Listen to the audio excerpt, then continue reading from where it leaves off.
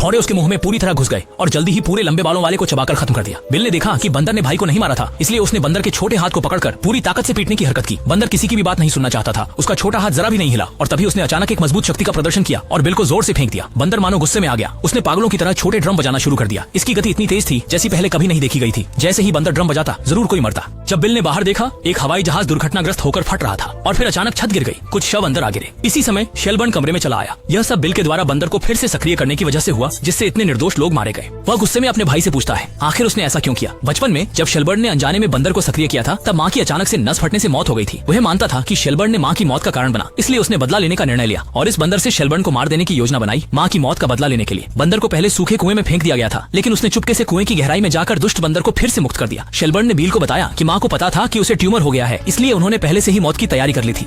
इसलिए माँ की मौत एक संयोग थी और इसका बंदर से कोई संबंध नहीं था। शेरबॉर्न की सच्ची सलाह के बाद अंततः भाई की उलझन दूर हो गई। दोनों भाइयों ने हाथ मिलाकर सुलह कर ली और बील ने सुधार करने और नया जीवन शुरू करने का फैसला किया। लेकिन यह क्या, इस समय बंदर ने फिर से एक बार थपथपाया। बिल का सिर एक विस्फोट में चूर चूर हो गया और उसने अपनी हरकतों की भारी कीमत चुकाई। लेकिन बिल ने पैंडोरा का बॉक्स खोल दिया है और पूरा शहर अराजकता में घिर गया है। हर जगह मृत शरीर या मृत्यु की ओर बढ़ते लोग हैं। जब तक बंदर मौजूद है, मौत कभी नहीं रुकेगी।